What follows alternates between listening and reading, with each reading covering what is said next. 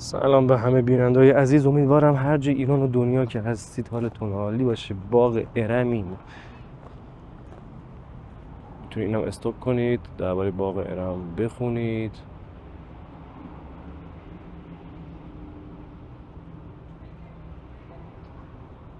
راهنمای نقشش.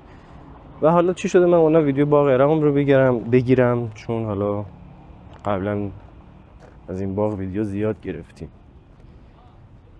چون میخوام 5 تا حقیقت راجع به باغ ارم بهتون بگم که کمتر میدونستید یا شاید حتی نمیدونستید.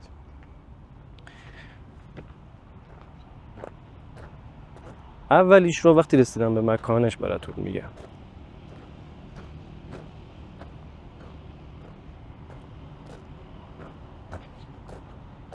اینجا هم ورودی در باغ ارم هست. من اومدم داخل و اومدم سمت راست باغ.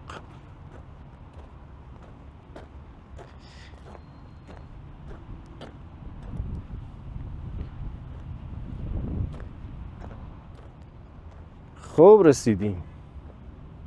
این محوطه دایره بزرگ رو میبینید، یه علامت اچ هم وسطشه، میبینید.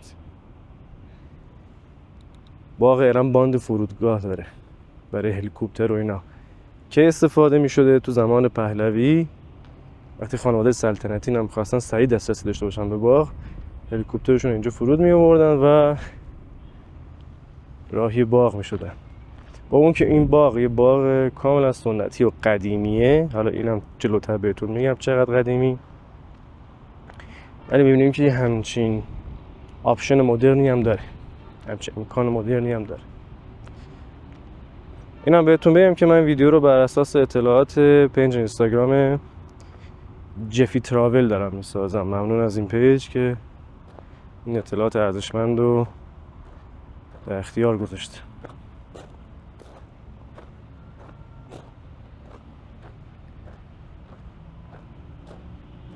واقعا باغ قشنگی. این ویدیو احتمالاً تا همین امشب آپلود میشه و من در گرمای تابستونی شیراز این فیلم رو براتون میگیرم.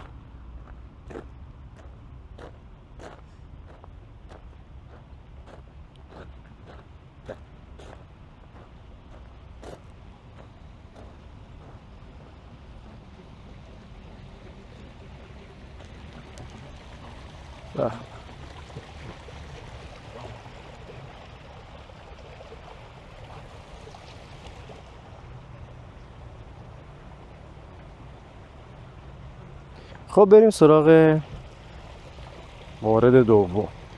این حقیقت هم که میدونید این باغ تنها باغ ثبت جهانی یونسکو شیرازه، ولی خب چون دیگه همه میدونن اینو، جزء 5 تا حقیقتی که امروز میخواستم بهتون بگم نیاوردم. ولی اما حقیقت دوم، این بهشتی که میبینید ساخته شده تاریخ تولد ثبت شده ای نداره. حدس و گمان درباره زیاده ها، ولی هنوز هیچ سند قطعی نیست که به ما بگه این باغ کی متولد شده و کیا ساختنش. هیچ. ولی خب نسبتش میدن به دورای قبل از سلجوقیان، یعنی باغ مال دوره قبل از سلجوقیان، پس قدمت زیادی داره. حتی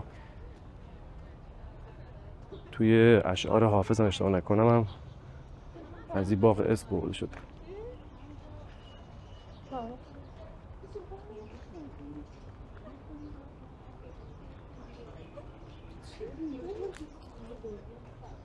اینجا هم حوض معروف باغ ارم.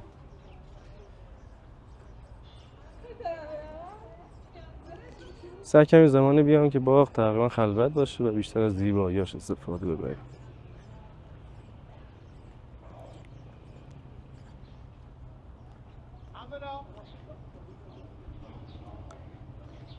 یه بزرگواری هم اون بالا میبینیم که نشسته، فکر کنم نقاشه چیه نمیتونم.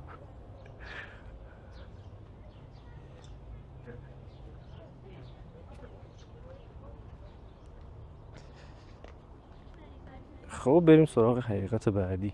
حقیقت بعدی این باغ رو میبینید با این همه قشنگیش و زیباییش. الان خیلی اینجا هواش خنکه. با این همه قشنگی و زیباییش یه زمانی پایگاه نظامی بوده، اواخر دوره زندیه و اوایل قاجار. اینجا مقر فرماندهی ایل قشقایی بوده، مثلا فرمانده جانی خانی. از فرمانده های قشقایی اینجا میشستن زیر این درخت و آب و هوایی. ببینید اصلا ارتفاع اینا، زیر اینا میشتن تصمیم نظامی میگرفتن. اصلا بهشتی.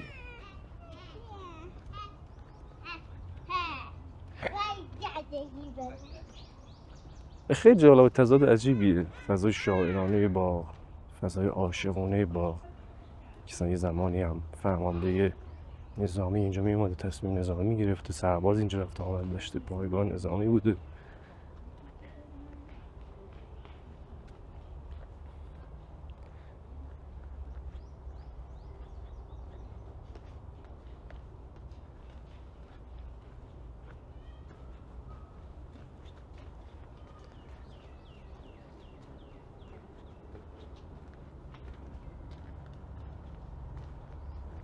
اینا هم قبلا آب رد میشد، چطور شد؟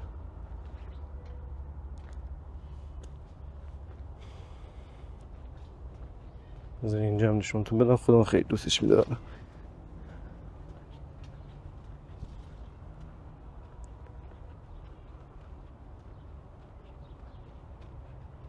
آخه چند هفته پیش اینجا پر از گلای سفید بوده، همش نیست. من خودم این راهرویی که میبینید رو خیلی دوست دارم، این باریکه رو. معمولا با چوب صندلی درست کردم و حقیقتا خیلی حال هوای باحال و قشنگی داره.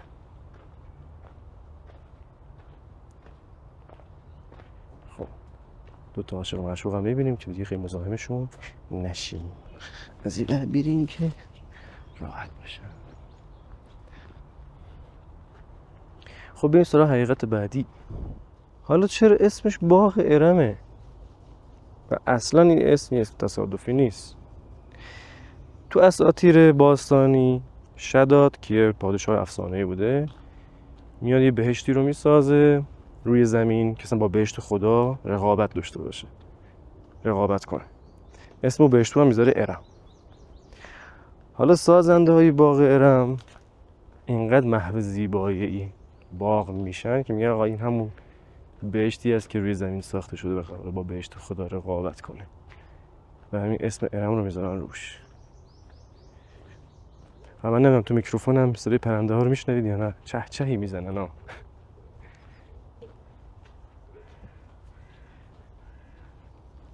جالب این باغ پاییزش هم قشنگی خاص خودشو داره. این همش سبزه، اون موقع دیگه پر شد از برگای پاییزی، اصلا نگم براتون.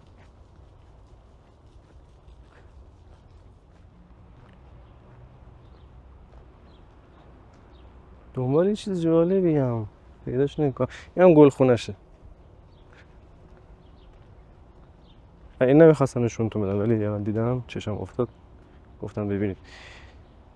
هنوز گلاشو نکاشتن وگرنه اینجا پر از گلای مختلف میشه، هر کدوم یه نوعی. حالا یه چند تاشو اون طرفتر میبینیم.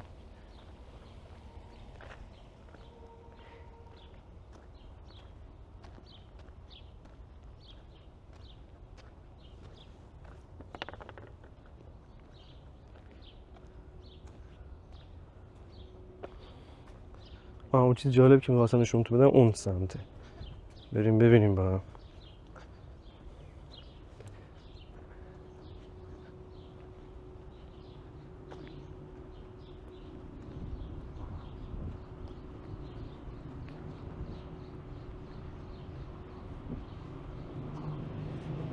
اینجایی که میخوام نشونتون بدم جزئی از باغ نبوده، این جدیدن اضافهش کردن.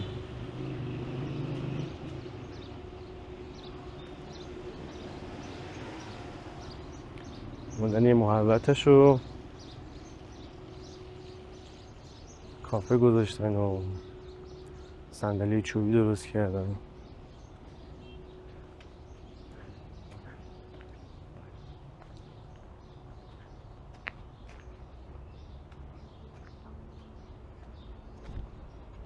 اینجا هم حال هوای خوبی داره.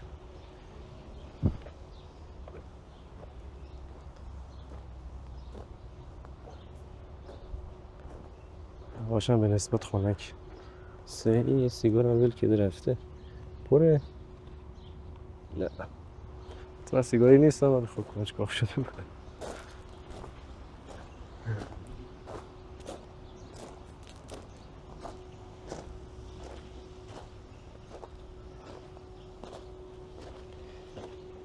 خب بریم سراغ حقیقت بعدی.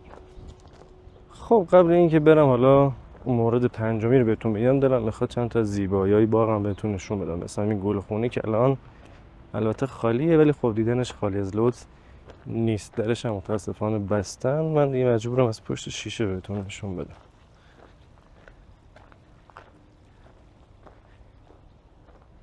درش از اون سمت بازه. حالا ما از اینجا فیلم میگیریم، از اون سمت هم تونستم میرم براتون فیلمشو میگیرم. ببینیم چه بالیه.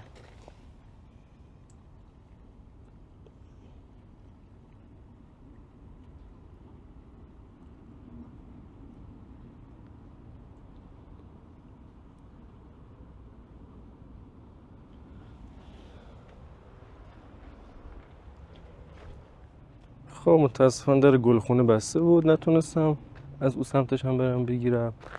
ولی قبلا این حصارا وجود نداشت، میشد راه رفت داخل گلخونه عکاسی کرد، فیلم گرفت.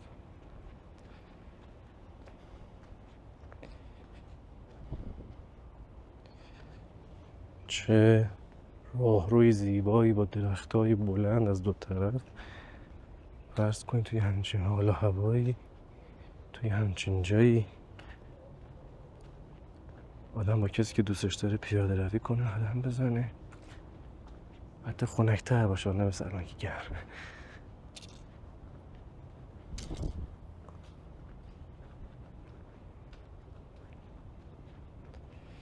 خب جلوتر هم میخوام برکه باغرام بهتون نشون بدم و بعدش بریم سراغ حقیقت پنجم.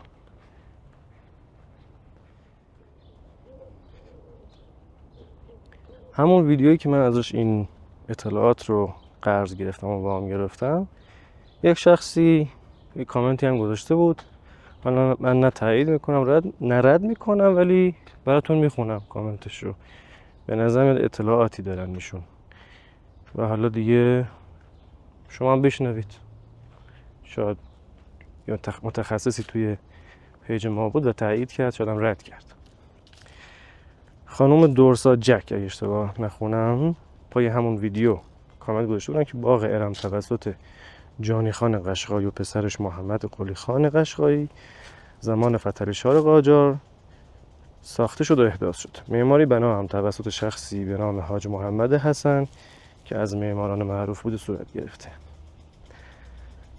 در زمان قاجاری و پهلوی این باغ مقر سران قشقایی بوده تا اینکه به علت طرفداری آنها از مصدق قوانین قشقایی تبعید شدن و باغ ارم رو مصادره کردن.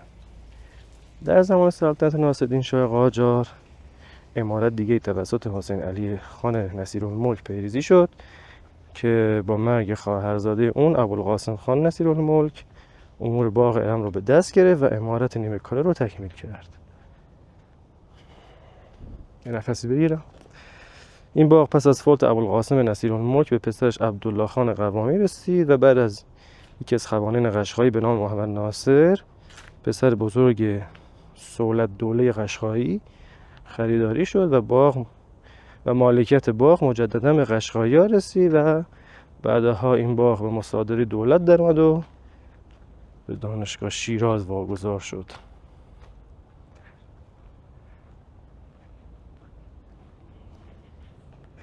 این هم روایتی که از بیننده های همون پیج جفی تراول بود که الان من براتون خوندم. اینجا نمازخونه باغه.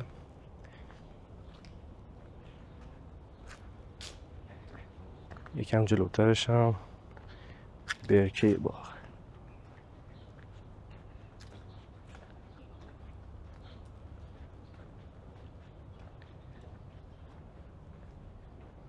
خوش به حال خونه‌هایی که این اطراف باغ هرم.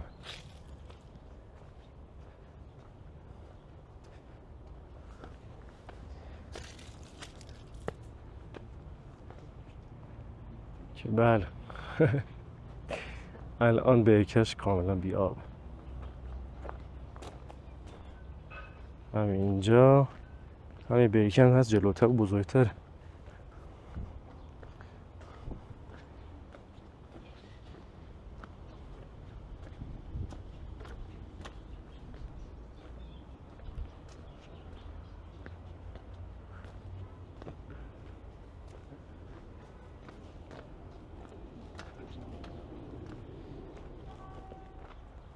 خب خدا شکر برکه اصلی آب داره.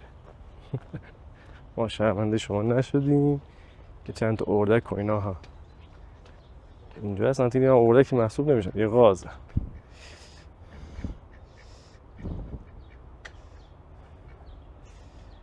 لاک پشت توش میبینم، چند تا هم لاک پشت میبینم.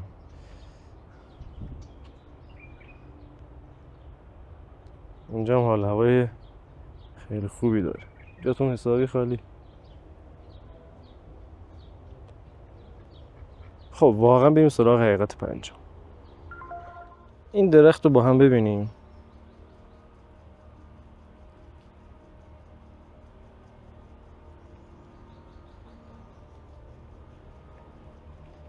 این درختی که دیدید، همین از بالا نشونش بدم تا پایین، این سروناز شیرازه.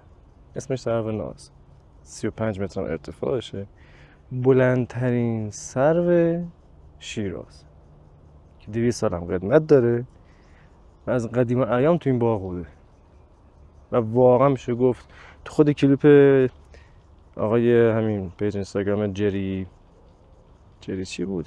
جری تراول لقب میده که پادشاه باغ این سرو 35 متری که واقعا هم لایقش. سرو ناز که حالا من خیلی نمیتونم نزدیکش بشم چون که اینجا ذره ورود ممنوع. منم احترام میذارم به گیاهان باغ، به این چمن و پامو داخلش نمیذارم که چیز کنه که له بشه، خدای نکرده. ولی از همینجا بهتون نشون میدم که این سرو چه عظمتی داره. خب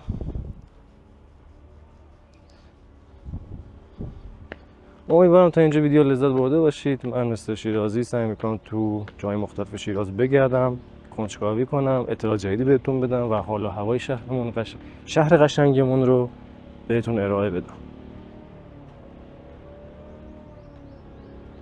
اگر دوست داشتین از کانال خودتون حمایت کنید میتونید این کار رو از طریق تانکس یوتیوب انجام بدید و مبلغی که دوست داشتید. دیگه هم بیشتر از این وقتتون رو نمیگیرم. امیدوارم هر جا که هستید حالتون عالی باشه. خدا نگهدارتون.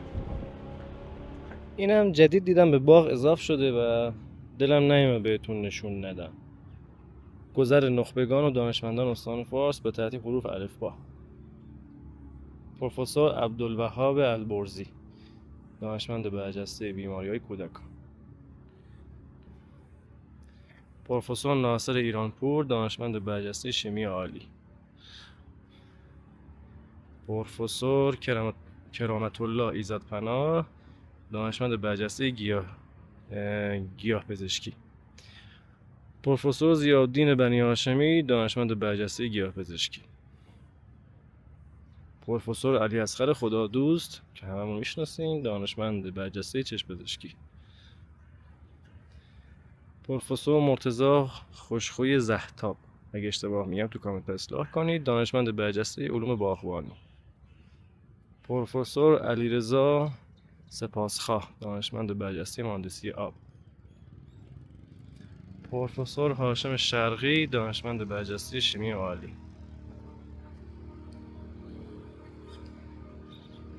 پروفسور افسانه صفوی، دانشمند برجسته شیمی تجزیه. پروفسور محمد مهدی علی شاهی، دانشمند برجسته مهندسی مکانیک. پروفسور سید حبیب الله فیروزآبادی، دانشمند برجسته شیمی عالی. پروفسور عزت الله کرمی، دانشمند برجسته ترویج آموزش کشاورزی. بابت صدام عذرخواهی میکنم، دارن چمن کوتاه میکنن. پروفسور فریدمر، اگه اشتباه نخونم، دانشمند برجسته زمین شناسی. پروفسور سید علی ملک حسینی، دانشمند برجسته جراحی، پدر پیوند کبد ایران. ماشاءالله. پروفسور رضا ملکزاده، دانشمند برجسته بیماری‌های گوارش و کبد.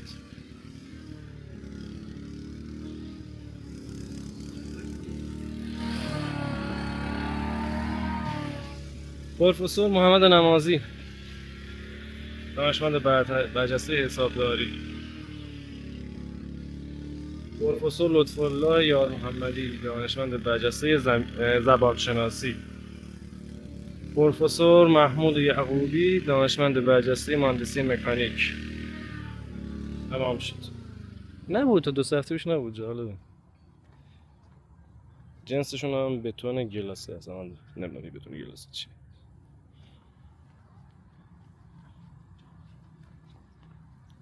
خب بازم خدا نگهدارتون.